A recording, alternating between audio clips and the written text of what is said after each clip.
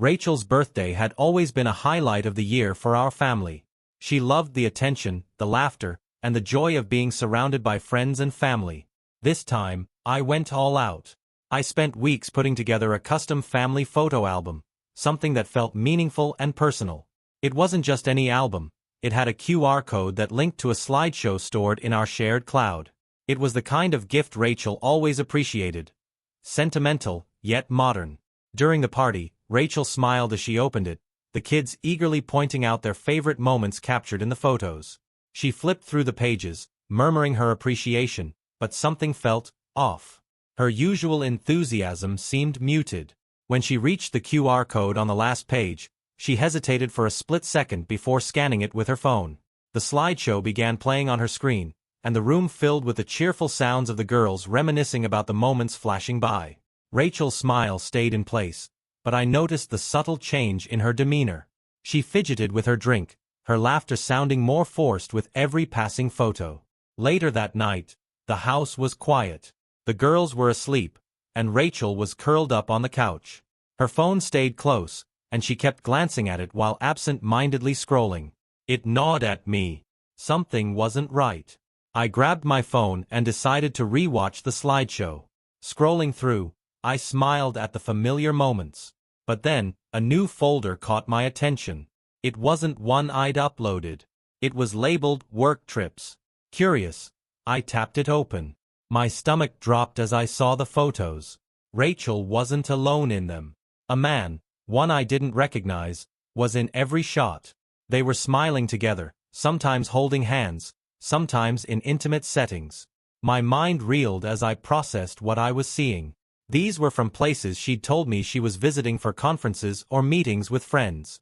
I set my phone down, my heart pounding in my chest. Rachel's laughter from the other room now felt distant, even mocking. I stared at the wall, trying to make sense of it. When Rachel came into the kitchen to refill her glass, she paused mid-step. She must have seen the expression on my face. For a long moment, we just looked at each other, the air thick with unspoken words. Finally, she said softly, "Ethan, is something wrong?" I couldn't bring myself to respond immediately. Instead, I slid my phone across the counter toward her, the screen still displaying one of the photos. She glanced at it, and her face froze. The tension in the room was suffocating. "I can explain," she said quickly, her voice low and steady, as if trying to regain control of the situation. But I didn't want an explanation. Not yet. I turned away, gripping the edge of the counter as I tried to steady myself. This wasn't just a mistake. It was a betrayal, one that had been carefully hidden until now. Rachel stood frozen in the kitchen, her gaze locked on the phone. She didn't reach for it, didn't try to touch the screen to scroll. Her calm facade was gone now, replaced by a blankness that unnerved me more than I expected. I wanted her to say something, anything, but the silence stretched like a chasm between us. After what felt like an eternity, she broke it. "Ethan, it's not what it looks like." Her voice was measured, almost too controlled, as though she'd rehearsed this moment 100 times. I stared at her, searching for any trace of sincerity. "Then what is it, Rachel?" I said quietly, my words slow and deliberate. She shifted her weight, one hand gripping the counter as if steadying herself. "Those photos, they're from a work event. You know how close my team is. Mark, he's just a colleague. We don't." The word came out sharper than I intended, cutting through her excuse. "Don't twist this. Those aren't pictures of colleagues at a work event." "I'm not blind." Rachel flinched, but the blankness in her eyes turned defensive. "Ethan, you've always been quick to assume the worst. It's probably why she stopped herself, but the implication hung heavy in the air. I clenched my jaw, the weight of her deflection making my chest tighten. It wasn't the time to argue about hypothetical shortcomings in our relationship. This was about her, about what I had just uncovered. I wasn't going to let her twist it back on me. "Did you think I wouldn't notice?" My voice was steadier now, controlled. "You've been distant for months. The late nights, the sudden work trips, the way you pull away even when we're alone. I told myself I was imagining it, that I was overthinking. But this?" I gestured toward the phone. "This proves I wasn't." Rachel's mask of composure started to crack. Her lips parted as if she wanted to argue, but nothing came out. She looked down, her hands tightening into fists on the counter. I stepped back, needing space to think. The kitchen felt stifling, the walls too close. My mind was already racing ahead. How long had this been going on? Did our daughters know? Were there other people besides this Mark? Why? I finally asked, my voice quieter now. The anger was still there, simmering beneath the surface, but something else had crept in, betrayal. Why would you do this, Rachel? Why lie to me? To the girls? She didn't respond immediately. Instead, she glanced toward the living room, where the faint sound of a cartoon theme song played on the TV. I realized she was looking at the photo album, the one I had poured my heart into. The irony of it stung. I didn't mean for this to happen, she muttered, barely audible. It was such a feeble excuse, one that only deepened the ache in my chest. I didn't press her further, not yet. Instead, I picked up the phone and walked out of the kitchen. I needed air, needed time to think without her presence clouding my thoughts. Behind me, I heard her call my name, but I didn't stop. I wasn't ready to hear her lies dressed as explanations. As I stepped outside into the cool night air, I realized something that made my stomach churn. This wasn't going to stay between us. It wasn't just my trust she had broken, it was the trust of our family, the stability of the home we had built together. And I wasn't sure if any of it could be repaired. The night air was crisp, offering little comfort as I stood on the back porch. The yard lay quiet, scattered with Lily and Sophie's toys. What once symbolized our happy family now felt like fragile reminders of a life that was slipping away. The images of Rachel with Mark burned in my mind, each one cutting deeper into the trust one had always thought unshakable. The back door creaked open behind me, and I knew it was Rachel. Her hesitant steps stopped a few feet away. She said we needed to talk, her voice careful, as though she feared breaking the silence too harshly. I didn't turn to face her, letting the weight of her words hang between us. She began to explain, her tone measured, almost rehearsed. She claimed the photos weren't what they seemed, insisted that Mark was just a friend, someone she could confide in. She spoke of feeling unseen, of being lonely.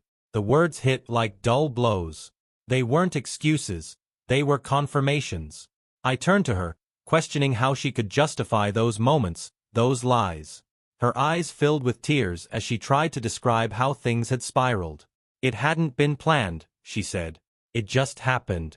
The more she spoke, the angrier I felt. Not just at her words, but at the audacity of them. The photos were careless, like she hadn't even thought I'd find out.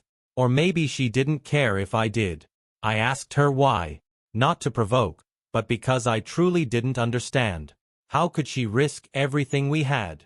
She looked away, her gaze drifting toward the living room where the photo albums sat on the coffee table. Her silence said more than her excuses ever could. Without another word, I walked past her and into the house. Upstairs, I paused at the doorway to the girls' room. They were asleep, their breathing soft and steady. They had no idea their world was beginning to crack. Rachel stood at the bottom of the stairs, watching me. Her expression was pleading, but I couldn't meet her halfway. Not this time. I closed the door to the girls' room gently, as though sealing them off from the chaos brewing outside. For now, I could only protect their peace. The following morning, the tension was palpable. Rachel avoided my gaze as she went about her routine, her movements stiff and uncertain. The girls, oblivious to the undercurrent between us, laughed over breakfast as they planned their weekend. Their chatter was a brief reprieve, but it only deepened the weight in my chest. I watched Rachel carefully. Her demeanor shifted between forced normalcy and quiet guilt. She lingered longer than usual over small tasks, her hands trembling when she thought no one was looking. It was clear she was waiting for me to address the previous night. But I wasn't ready. I needed to think, to process everything without her attempts to manipulate the narrative. I left the house earlier than usual, mumbling something about errands, but really, I just needed to escape. Driving aimlessly, my mind replayed the photos, her excuses, and the way she had stood in the kitchen, defensive but shaken. Every detail seemed etched into my memory. I thought about the girls, how this would affect them if it came to light. The idea of disrupting their lives filled me with dread, but the thought of staying in this limbo felt equally unbearable. By the time I returned home, the house was eerily quiet. The girls were at a playdate, their absence amplifying the silence. Rachel was in the living room, sitting stiffly on the couch. She looked up when I walked in, her expression a mix of apprehension and exhaustion.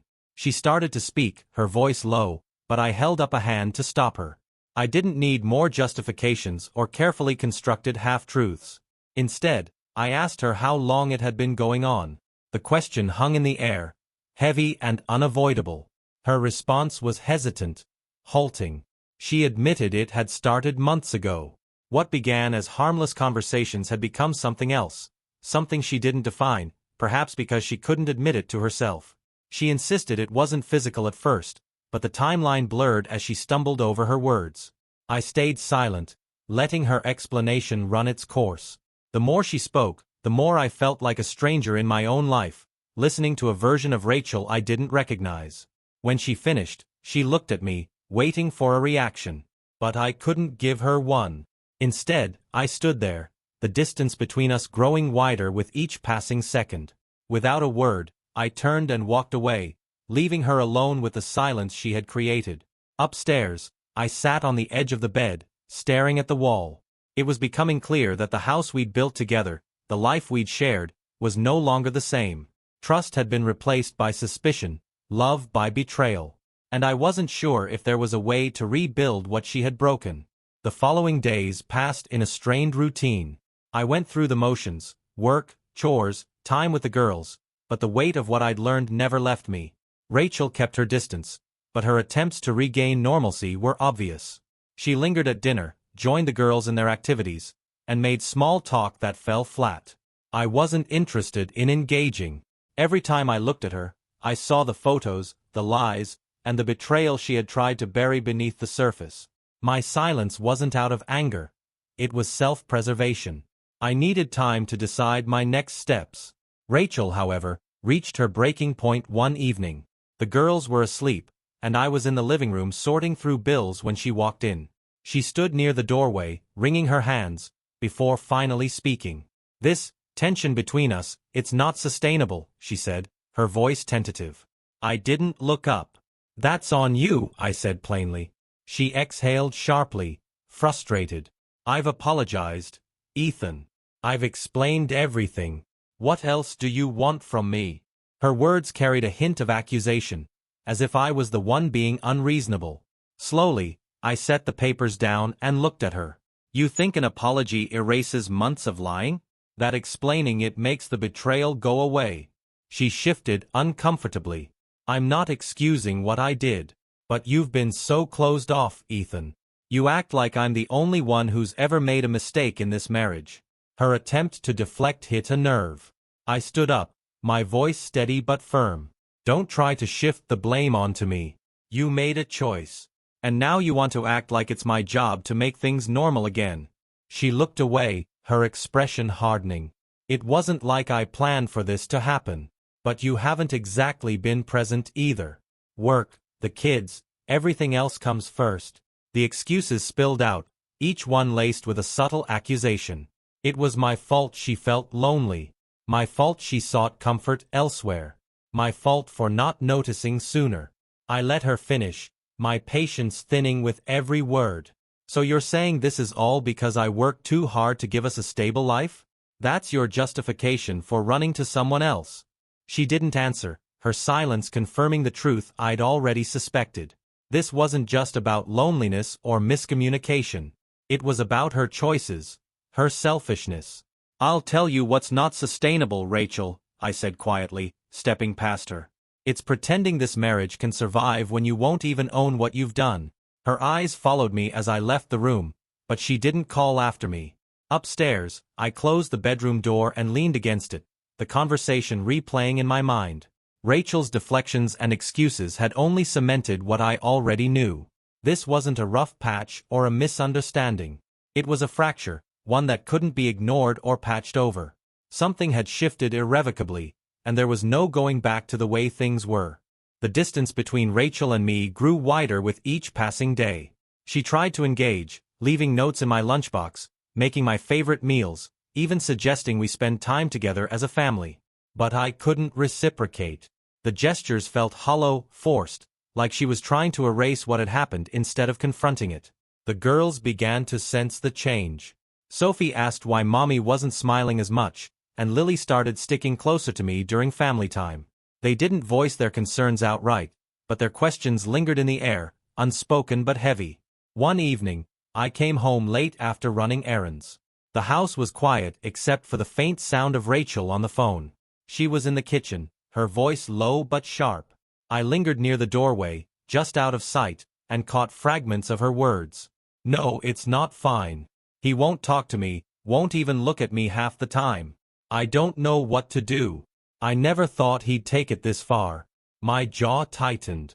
She didn't say who she was talking to, but the frustration in her tone was clear. When I stepped into the room, she froze, quickly ending the call. "Who was that?" I asked, my voice even. "No one," she replied too quickly, tucking her phone into her pocket. Her defensiveness set my nerves on edge. I didn't press her, but the mistrust I already felt deepened.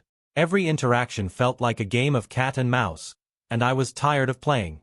Later that night, Rachel approached me while I was reading in the living room. She sat on the edge of the couch, her posture stiff, her face weary. "We need to figure out where we go from here," she said quietly. I set the book aside but didn't respond immediately. The question wasn't where we went, it was whether there was anywhere left to go. Rachel continued, her voice trembling slightly. "I know I've hurt you, Ethan. But I'm trying. I don't know what else I can do." I met her gaze, searching for any sign of the woman I'd married. "Trying doesn't erase what you did. It doesn't bring back the trust you broke." Her shoulders slumped, and for a moment, she looked as lost as I felt. "Are you even willing to try?" she asked. The words hit me harder than I expected. Was I willing to try? To forgive? To rebuild? I didn't have an answer, and the weight of my silence seemed to crush whatever hope Rachel had left. She stood, brushing her hands against her jeans. "Let me know when you decide," she said, her tone flat. Then she left the room, leaving me alone with the echoes of a life that felt more fractured by the minute. As I sat there, staring at the empty doorway, I realized something that left me hollow. Rachel might be trying, but I wasn't sure I had anything left to give. The days continued in a strained rhythm. We existed more as roommates than partners, with conversations limited to essentials. The silence between us was no longer just uncomfortable. It was a wall neither of us seemed willing or able to break. The turning point came one Saturday. I had taken Lily and Sophie out for ice cream, a simple outing that felt like a small escape from the tension at home. Watching them laugh and smear chocolate on their faces reminded me of what I was fighting to protect. When we returned, Rachel was in the living room, scrolling on her phone. She looked up as the girls burst through the door, proudly showing off their sticky hands and recounting the flavors they'd tried. Rachel managed a smile for them, but her eyes lingered on me. Later that evening, after the girls were in bed, Rachel approached me again. This time, there was no pretense of normalcy. She looked exhausted, her face pale, her movements hesitant. "I can't do this anymore," she said finally, standing at the edge of the kitchen table where I sat. I didn't respond immediately, waiting for her to continue. "I can't live in this house with you hating me," she admitted, her voice trembling. "I don't know how to fix this. I don't even know if it can be fixed." Her words hung in the air, a challenge and a surrender all at once. I leaned back in my chair, studying her. For the first time in weeks, there was no defensiveness, no excuses, just raw honesty. "You're right," I said after a long pause. "I don't know if it can be fixed either." Her shoulders slumped, and she let out a shaky breath. "Do you want me to leave?" she asked, her voice barely above a whisper. The question caught me off guard. I hadn't considered it. Not fully. The idea of separating, of dividing our lives and our family, felt like a mountain I wasn't ready to climb. But the alternative was just as daunting. Staying in a house filled with resentment and distrust. "I don't know," I admitted. It was the truth, and it felt heavier than any lie. Rachel nodded, tears spilling silently down her cheeks. "I'll stay in the guest room," she said, her voice thick with emotion. Then she turned and walked away, leaving me alone with the weight of our unraveling marriage. That night, I lay awake, staring at the ceiling. The house was quiet, but my thoughts were loud. I couldn't stop replaying the events of the past weeks, the betrayal, the excuses, the moments that had brought us to this point. Somewhere deep down, I realized this was the first step toward a decision I hadn't wanted to make. But now, it felt inevitable. Rachel moved into the guest room that night. The shift was immediate, like an unspoken agreement that our marriage had crossed into uncharted territory. We didn't talk about it, didn't acknowledge the new arrangement to the girls. To them, everything seemed normal. Mom was still here, Dad was still here, and their world remained intact. For now. But inside, the house felt colder, emptier. The few moments Rachel and I crossed paths were filled with tension, our conversations clipped and hollow. She still tried to reach out in small ways, asking if I wanted coffee in the morning, offering to help with chores, but I kept my responses polite and distant. The turning point came when Sophie had a school event, a recital she'd been practicing for all month. Rachel and I both attended, sitting together out of habit more than choice. Sophie beamed as she performed, her bright energy lighting up the stage. Watching her, I felt a pang of guilt. Whatever was happening between Rachel and me, the girls didn't deserve to be caught in the middle. After the recital, we both praised Sophie, her face glowing with pride. But on the way home, the silence between Rachel and me returned. The brief illusion of unity dissolved as soon as the girls were out of earshot. Later that night, Rachel approached me again. Her eyes were red, her face drawn. She looked as though she hadn't slept in days. "Ethan," she began hesitantly, "we can't keep pretending everything's fine for the girls. We need to figure out how to move forward. For them." I nodded, though the words felt hollow. Moving forward. What did that even mean? Rachel continued, her voice cracking. "I don't want to lose them. Or you. But I know I already have." Her admission left me speechless. For so long, I'd been bracing myself for more deflection, more attempts to justify what she'd done. But here she was, finally confronting the truth. "I'm not asking for forgiveness," she said quietly. "I know I don't deserve it. But I need to know what you want. For the girls, for us. I'll do whatever it takes." I looked at her, trying to find the right words. "I want what's best for them," I said finally. "And right now, I don't know if that includes us staying together." The words hung between us, heavy and undeniable. Rachel nodded slowly, her tears falling freely now. She didn't argue, didn't beg. She simply turned and walked away, leaving me to wrestle with the decision I knew was coming. That night, I stayed up long after the house had gone quiet. I thought of the girls, their bright smiles, their innocence. I thought of Rachel, the woman I'd once loved more than anything. And I thought of myself, the man trying to find a way forward in the wreckage of what we'd built together. The lines had been drawn, but the path ahead was still uncertain. The days blurred together in a strange limbo.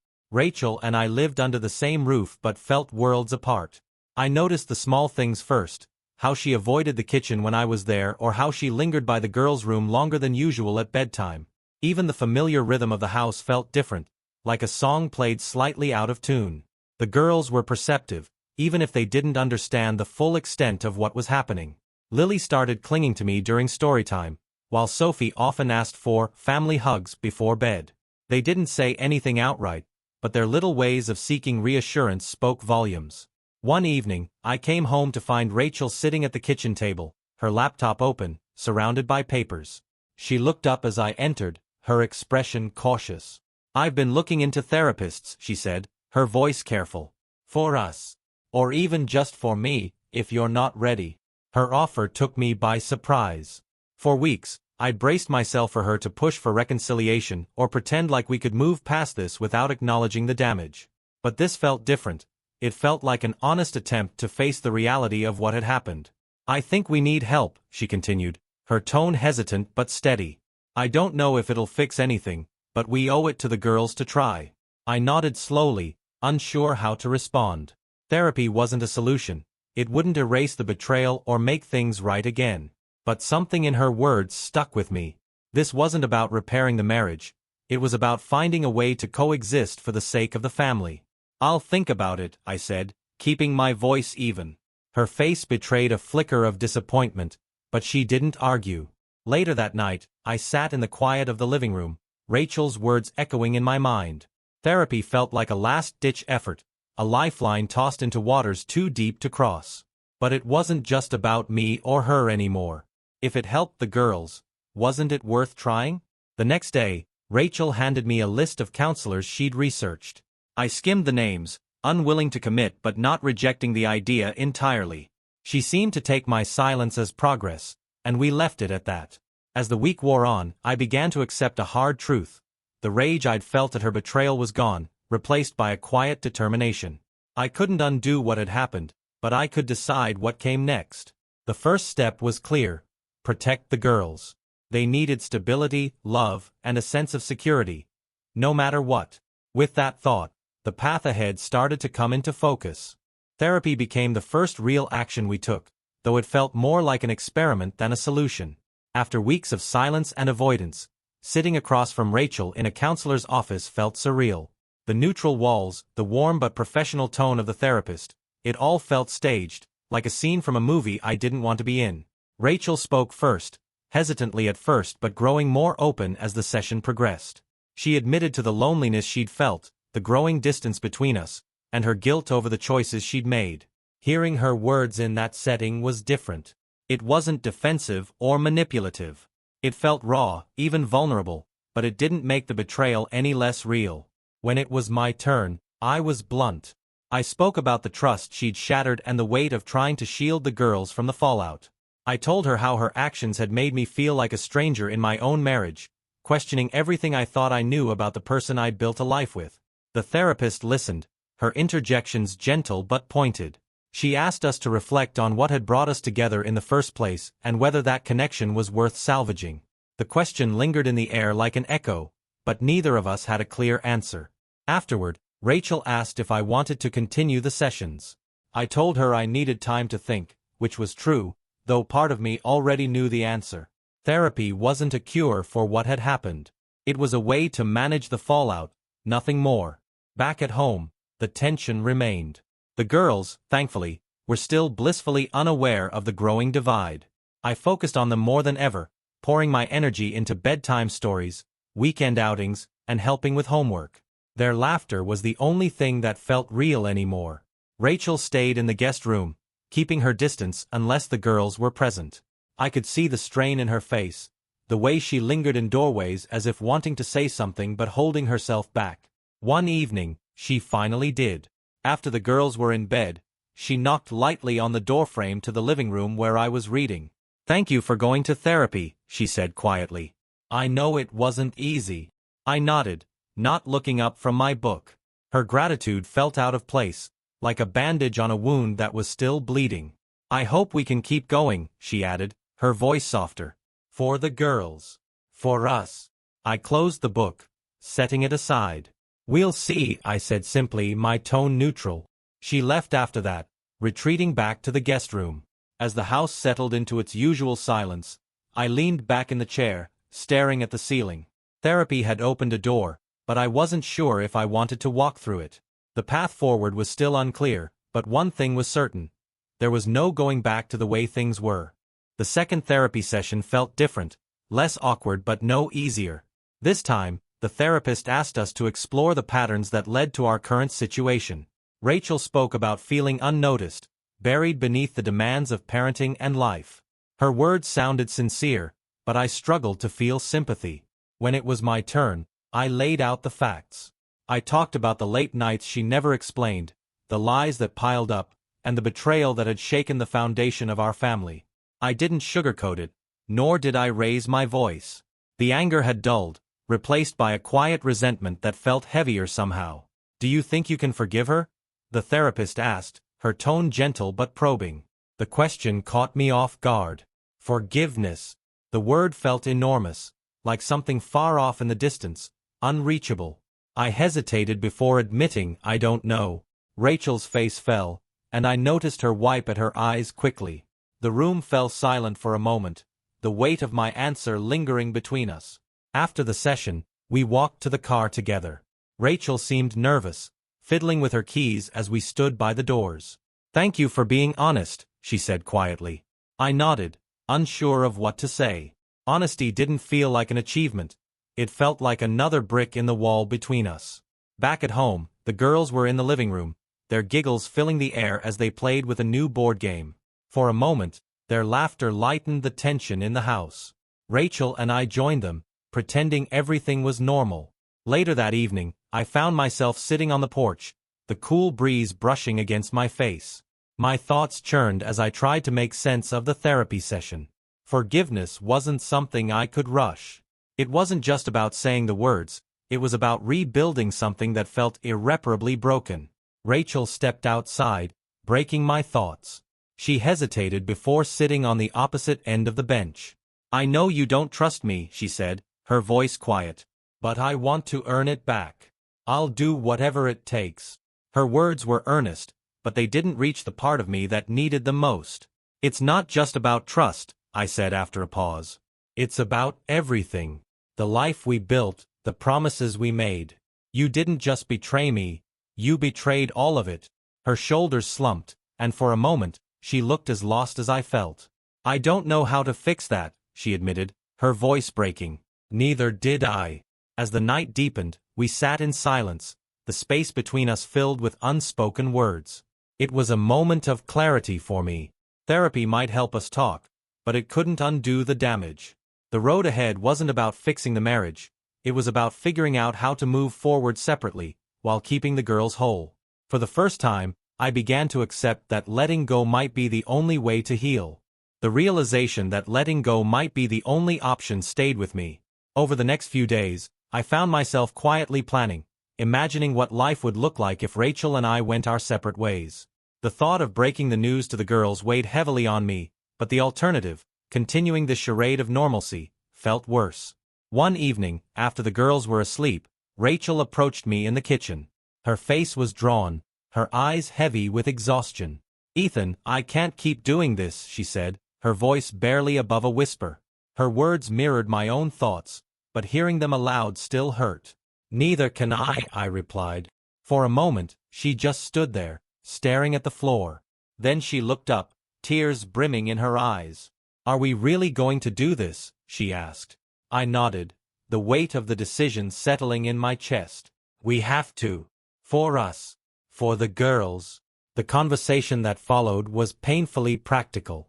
We discussed the logistics, who would move out, how we would explain things to Lily and Sophie, and how we would handle custody. Every word felt like another brick removed from the life we had built together, leaving a hollow space in its place. Rachel agreed to move into an apartment nearby to keep the girls' routines as stable as possible. "I'll pack some things tomorrow," she said quietly. "But we should tell them together before I leave." The next day, we sat the girls down in the living room. My heart raced as I looked at their innocent faces, so full of trust and love. Rachel started speaking, her voice trembling as she explained that Mom and Dad had decided to live in different houses. Lily's eyes widened in confusion. "Why? Don't you love each other anymore?" The question hit like a punch to the gut. Rachel glanced at me, her face pale, and I took a deep breath. "We still care about each other," I said gently. "But sometimes grown-ups need to make changes to be happier. This doesn't change how much we love you or how important you are to us." Sophie's lip quivered, and she buried her face in Rachel's side. Lily crossed her arms, her brow furrowed. "I don't want you to go, Mommy," she said defiantly. Rachel's tears spilled over, and she hugged both girls tightly. "I know, sweetheart. But this is something we have to do." The girls cried, and so did Rachel. I fought to hold back my own tears, knowing I had to stay strong for them. That night, after the girls had gone to bed, Rachel began packing a few essentials. The house felt eerily quiet, as though it was holding its breath. When she finished, she paused in the doorway, looking back at me. "I'm sorry," she said, her voice breaking. "I know," I replied, though the words offered little solace. As the door closed behind her, I sat alone in the living room, the weight of the day pressing down on me. It wasn't the ending I'd envisioned for our family, but it was the first step toward a new beginning, one where honesty and healing could finally take root. That first night after Rachel left, the house felt unbearably quiet. The absence of her presence was louder than any argument we'd had. The girls were already asleep, their tear-streaked faces still fresh in my mind. I knew this would be harder on them than anyone else. I sat on the edge of the couch, staring at the family photo still hanging on the wall. It felt strange, almost mocking now, seeing the four of us smiling together as if nothing could ever go wrong. For a moment, I considered taking it down, but I stopped myself. This wasn't about erasing the past. It was about finding a way to move forward. The next morning, the reality of the change set in. Breakfast was quieter without Rachel bustling around the kitchen. The girls noticed too. Lily pushed her cereal around the bowl, while Sophie clung to her favorite stuffed animal. "Is Mommy coming back for dinner?" Sophie asked softly. I knelt beside her chair, choosing my words carefully. "Mommy's going to be at her new place tonight, but you'll see her soon. We're still a family, even if things are a little different now." She nodded, though the sadness in her eyes didn't fade. Lily, on the other hand, seemed more guarded. She finished her breakfast in silence and disappeared into her room. Over the next few days, I focused on building a new routine for the girls. I took them to school, helped with homework, and even tried my hand at baking cookies, a task Rachel had always excelled at. The cookies were slightly burnt, but the girls didn't seem to mind. They laughed as we ate them together, and for the first time since Rachel left, the house felt lighter.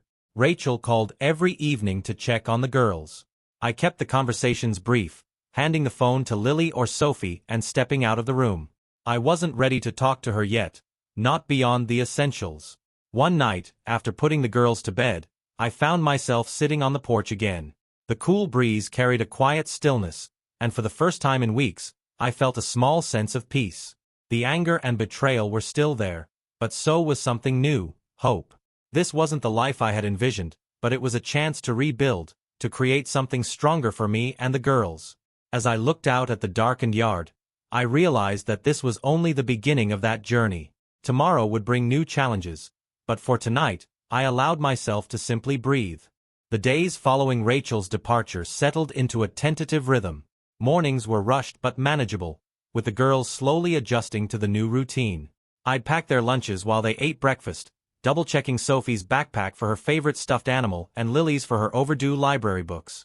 Rachel called every evening to speak to the girls, and they clung to those conversations like a lifeline. Sophie would eagerly tell her about school, while Lily's responses were shorter, almost guarded. I could see the wheels turning in Lily's mind, her way of processing this new version of our family. One evening, as I helped Lily with her math homework, she looked up at me, her brow furrowed. "Daddy, do you miss Mommy?" The question caught me off guard. I hesitated, choosing my words carefully. "I do," I admitted, "but things weren't working the way they were. This is better for everyone, even if it doesn't feel that way right now." She didn't respond right away, just nodded slowly before turning back to her workbook. Her silence lingered though, and I could tell she wasn't convinced. Sophie, on the other hand, seemed more outward with her emotions. She asked often when she could visit Rachel's new place, and when the time came, she packed a small bag with all her favorite toys. Dropping them off for their first overnight stay felt strange, like I was handing over a piece of myself. Rachel and I barely exchanged words, but the tension between us was unmistakable. Back at home, the house felt too quiet without the girls' laughter echoing through the halls. I found myself pacing the living room, resisting the urge to call and check on them. When Rachel texted later to say they were asleep, I finally relaxed a little, though the emptiness of the house still gnawed at me. The next morning, the girls were dropped off early, their energy renewed. They chattered excitedly about Rachel's apartment, describing the bright yellow curtains and the cookies she had baked. It stung a little, hearing how much they enjoyed it, but their happiness was what mattered most. That weekend, I took the girls on a short camping trip, just the three of us. We pitched a tent near a quiet lake and roasted marshmallows over the fire. Lily opened up more than she had in weeks, talking about school and her favorite books.